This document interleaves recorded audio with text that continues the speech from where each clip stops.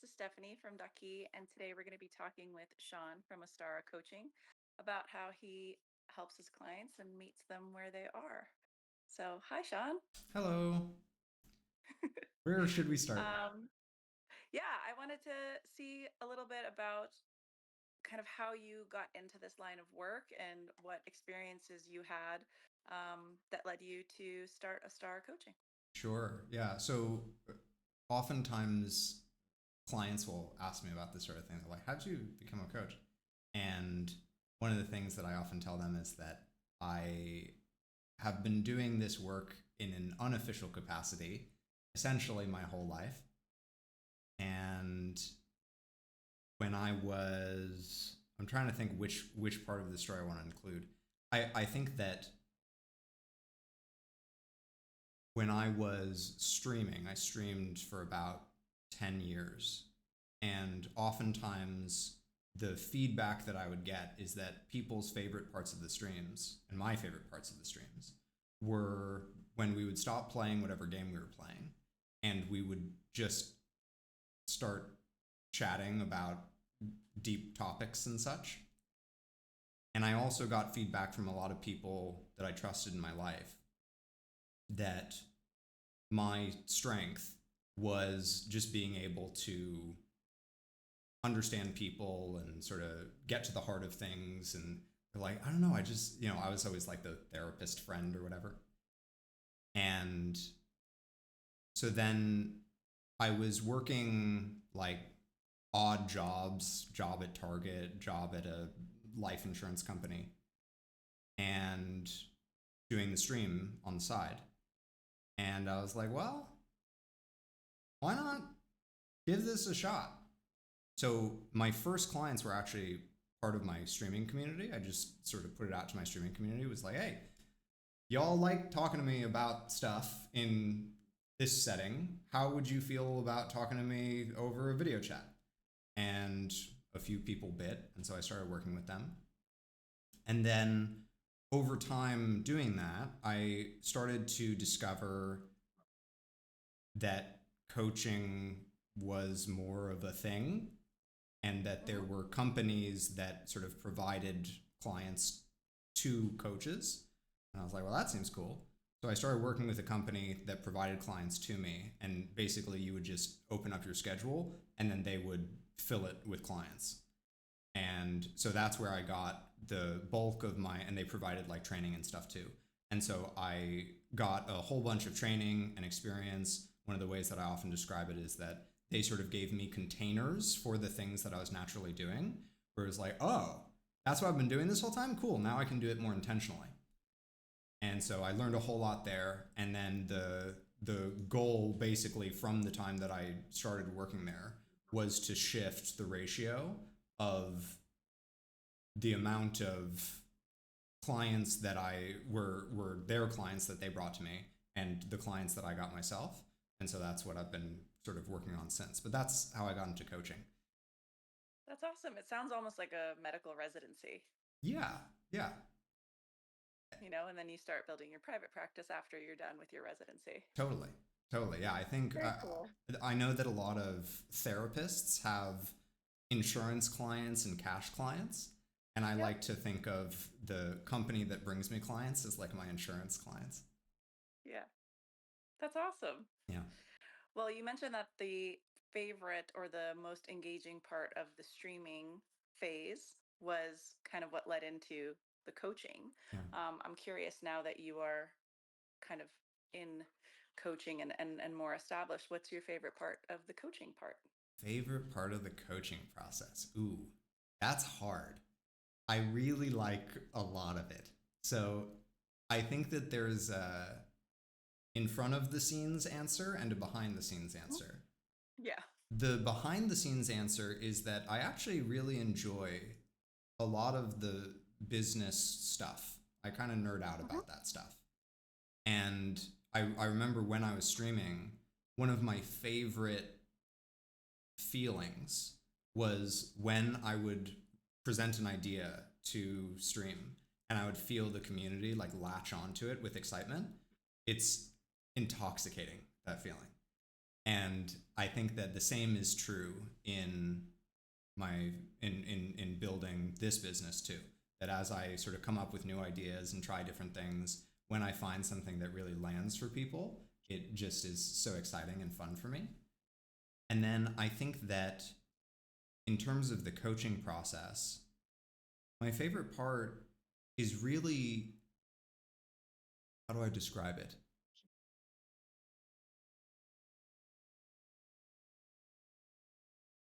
When I do my little like intro spiel with clients, one of the parts of it is that I say, just so you have some vague idea of what it is that you're getting into when it comes to coaching with me, I sort of view coaching like putting together a jigsaw puzzle. Mhm. And I think that that is probably my favorite part, is as I continue to work with people, I'm just constantly getting all these cool new puzzle pieces and seeing how they all fit together. And even once you feel like you have a really good idea of this person's puzzle, then something will come out of left field and it's like this Totally. whole new big huge puzzle piece and you're like, whoa, this totally informs all of this stuff. And I love that. Yeah. I can definitely relate to that. I love it when people come in and they're really sure about the thing that is really, in their way or that they want to work on. Um, and then especially with the nature of somatic work and so much of it being just allowing and being present and witnessing what comes up, often what comes up is a surprise to the person. Totally. And it's a really really awesome experience to be, you know to have that place of honor and be able to hold space for that. Yeah, that dance um of like the mutual discovery that in me understanding you better, you are also understanding yourself better. Like that whole dynamic dance is so exciting. yeah. One of my coaches, Deborah Silverman, who's an amazing astrologer, talks about intimacy being into me I see. And Hmm. sometimes it's easier to get that intimacy with yourself when you have someone who is, you know, a willing, available, non judgmental, neutral person. Yeah. Because it can be scary to do that by yourself. Yeah, it's a huge part of one of the. I don't think that there are many things that are one size fits all, many things that are good for everybody. But one of the few things that I do is external perspective because we all have blind spots. And so Mhm. just having safe external perspective, I think is invaluable. Yeah, I agree. So, in addition to external perspective and jigsaw puzzle piecing, different elements or stories, experiences that people have, and they come to you kind of trying to figure out how they all go together. What's If I wanted to work with you, if I was a potential client, kind of what are some things that you can offer me in terms of how we'd work together? Sure. Yeah. So my sort of coaching process that I've codified is a three-step process that I call END, and that stands for emotional empowerment, narrative navigation, and Dharma design. And what each of those mean, emotional empowerment is that my experience working with people is that whether we are aware of it or not, most of us are constantly invalidating ourselves. And that's not our fault. It is the way that we are trained in our culture. Like there's just so much encouragement to stuff our emotions down and to function. I have multiple different contexts, multiple different occasions, I have quoted you about our relationship with our bodies being extractive. And so Hmm. emotions don't have a role to play in that. We just need to shove them away and do the thing that we need to do. Not only do they not have a role in that, they often get in the way of that, and Exactly. so they're enemy number one. Exactly. Yeah. So the emotional empowerment process is about giving your emotions room to breathe, and Hmm. what that typically results in my experience is that when you are constantly invalidating yourself, it's like a battle between you and your emotions. And when you start to get on the same page with your emotions, actually understand where your emotions are coming from, all of a sudden it stops being a battle and you can start working with your mind rather than against it. So that's emotional empowerment. Second part is narrative navigation, which is that throughout our lives, and I think I talked about this in a previous episode, but throughout our lives, we write narratives get written for us, essentially. And they contribute to how we go about our day to day. And some of those things are very useful, like eating breakfast, brushing your teeth, etc. But then there are other narratives or scripts that are not so useful and are adaptive, but have become maladaptive over time. So they started out helping us, now they're hurting us. And so we start to identify what those scripts are and just question them. Just be like, what do you think of this script? And then a lot of times when we look at it, it's like, why am I running that script? That script's so unhelpful. Why would I do that? And so then, we start to understand where it came from and how we want to sort of shift it.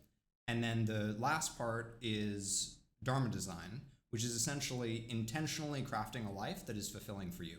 Once we sort of shed all the shackles that sort of hold people back, then there's a lot more room for sort of building on a solid foundation so that people can find fulfillment, peace, all that good stuff.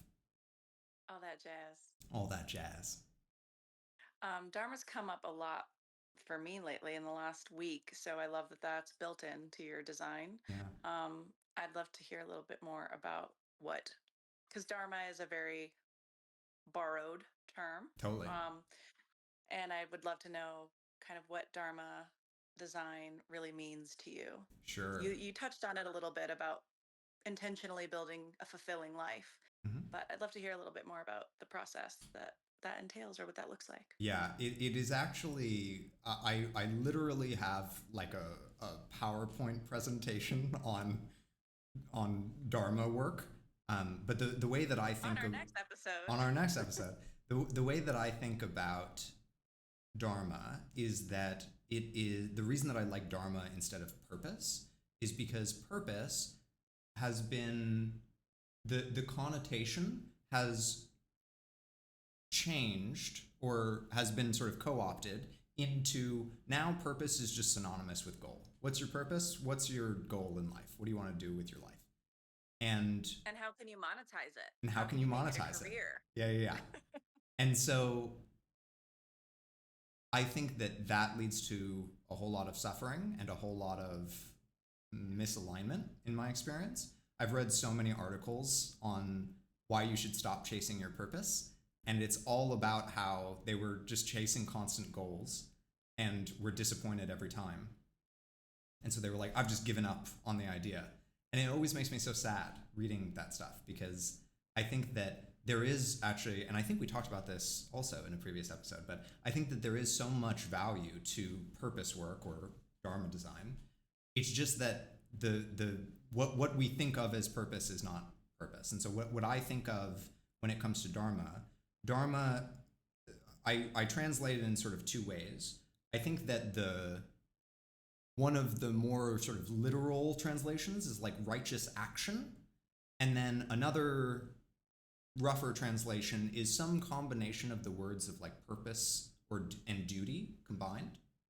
And what I like about that is that it has to do with something that you do. It has to do with an action. It's not a goal. It is an action that you are taking, and it's one that you take every day, every week, every moment, etc. And so a big part of Dharma design work is about helping people figure out what it is, what actions that they take that feel intuitive, effortless for them, and figuring out how they can plug that into every area of their life. So that instead of, you get the few hours off of work that you actually enjoy your life, we can craft a life that it's all shiny. And I think that what's interesting about that is when I first start working with people, and I think that this has to do with emotional empowerment. When I first start working with people, a lot of people will say things to me like, well, but like, that's just the way that life is. You have to, you know, do things that you don't want to do. And one time I was talking to you, Stephanie, and I was talking to you about something, and I asked a sort of purposefully challenging question to see how you would respond. And you said something like, yeah, how's that working out for you? And it was just such a like a good punch in the stomach. And I think it's the same kind of thing, that it's like, okay, yeah, like I get it. That's how you've been living your life, and that's how we're encouraged to live our lives. How's that working out for you? How are you feeling about life? Yeah. And Yeah. so I think that that's a big part of the sort of, I don't know, transformation that occurs. So that's sort of how a very brief introduction to how I think about Dharma design. Oh, that's excellent. That definitely answered the question. Cool. I think a lot about this kind of inner dialogue and inner struggle. There's so many. Just do it. Suck it up, Buttercup. Like there's so many patterned narratives that are available to us, Yeah. and how we're conditioned and socialized to put our emotions aside Yeah. and just get the thing done. Right. Sure, if that's, I need to get out the door in 30 minutes, so I just need to get up and get in the shower and get out, that's one thing. But how you're going to lead your entire life, the career that you're going to choose, the if you choose to have a family or not, like all of these big things, I don't think we should power our way through them Yeah. quite as much as we've been taught to. Yeah. I think that. So I think Go ahead. I think that your three-step approach to really kind of analyze and acknowledge where that narrative is coming from is so much more powerful than just a new protocol or a new list of things to do, a new planner, Right. a new 5-day a week exercise routine that's supposed to fix everything. Because I see a lot of people just powering through Totally. and trying to grasp for solutions without actually acknowledging, well, hold on a second, what is it that I feel? Right. Yeah. Yeah. And I mean, first of all, thank you. I appreciate the praise. I think that willpower is sort of like a booster. That it's like, Mm-hmm. willpower is great for overcoming inertia. But when willpower becomes your primary fuel source, it's miserable. Well, and you're signing up for burnout. Right. You're saying, pick me. I elect myself to be a top candidate for burnout if willpower is your main drive. Totally. Yep. Absolutely. Cool. Do you have any? Well, I don't want to do a client anecdote unless there's a salient one off the top of your mind Client that kind of anecdote. illustrates um, Like the a process and how the journey. process works. Sure. Yeah. I think that it would be too long. What I Yeah. what I what I can say is that there are multiple videos over on either Substack or YouTube where I literally walk through, and I'll leave a link down in the description, but where I literally walk through some of those journeys that I see with clients. I call my chimerical client Luna, and Nice. I like it. we just I sort of walk through what the journey looks like with Luna. That's And great. the other thing that I want to throw out there is, if you'd like to hear more about what this process looks like through a sort of specific lens, on the 23rd, let me make sure I'm saying this right. Yeah, on the 23rd of August, I'm hosting a live event where I'm going to be talking about this process that I described, this 3-part process, and how I walk through people who are neurodivergent through that process. Because for whatever reason, I'm genuinely not sure why, a lot of my clients happen to be neurodivergent. And so it's a narrative that I've become very, very familiar with. And I'm gonna, in this presentation, I'm gonna walk through what emotional empowerment looks like, what narrative navigation looks like, what Dharma design looks like, through the lens of working with a person who is neurodivergent. And Nice. then it's all sort of in launch of this course that I'm putting out that is essentially all of the stuff that I do in one-on-one coaching as a sort of go at your own pace option. Yeah, that's awesome. Thanks. Okay, so you've got a ton of great information on Substack. Mm-hmm. You've got this course that's a self-paced. There's obviously the option of working with you one-on-one as a coach. Mm-hmm. Um, have I listed everything, or are there other ways I that people think can interact with I your think work so. and with you? I strongly believe that mental health shouldn't be paywalled. And so I do my best. The sort of like three tiers that I've established are free resources, which is like social media, Substack, YouTube, etc.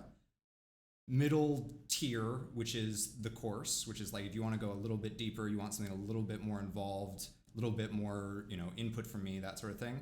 You have the course, and then finally bespoke one-on-one coaching services where I sit down with you and work with you specifically is sort of the three Amazing. layers. That's really well thought out, and it gives more people access to the work. That's great. Thanks. Appreciate it. And I think the last thing that I want to touch on is if you had an ideal client. You touched on it a little bit with, mentioning neurodivergent population. And I hazard a guess that part of the reason that so many people that are drawn to this kind of work, both somatic therapy and working with a coach that's in a more tailored approach, is because neurodivergent people, I speak as one myself, have a harder time accepting Hmm. the socialized narrative Totally. um, without questioning it. Yeah. And so when you question that narrative, it creates a tension. It creates a lot of, wait, am I wrong? Am I doing this wrong? Am I okay? That a lot of neurotypical people don't. They just say, well, that's the way it is. Great. I'm going to do this and get on with it. And we're the ones that kind of find ourselves going, I know I should just be getting on with it, but what does that mean? Totally. So we need a little deeper support. Yeah. Yeah. um, but apart from, someone who is inquisitive and maybe struggling a little bit with self-compassion, Hmm. because that's not something that's often modeled to us, what's your ideal client? Hold on, I have something for this. I wrote this the other day, and this was actually very much a lot of times when I try to write these avatars, it's a little cold. It's not from the heart. And this was something that I wrote from the heart that I think really hopefully speaks to my ideal client. If you feel stuck, trapped, powerless, if you feel like you're the one who always shows up and no one shows up for you, if you feel like you're stuck in a hell loop, I made this for you. And that was talking specifically about the course that I'm putting out. But I think that in general, that is the kind of person that I really, really like working with. Okay. Does that answer the question? It does. I guess I just want to give you an opportunity to kind of touch on anything we haven't covered. Or I guess one of my favorite podcast questions is there a question I haven't asked that you wanted me to ask? Just the idea that I want to make it as clear as possible that whatever walk of life you're from, I'm happy to work with you and honored to work with you. I think that's the only thing. Yeah, radical compassion goes a long way. Thanks. All right. Well, thanks for. I've loved hearing more about how you are structuring your offering. I think it's really exciting time to kind of get involved with Ostara Coaching because you've had all that kind of all those contact hours. You've kind of seen the patterns of working with the population that you serve, and now you have codified it in a way that really kind of gets to the heart of the matter. So Yeah. good job. Thanks. Appreciate it. Okay. Well, see you next time. Yeah.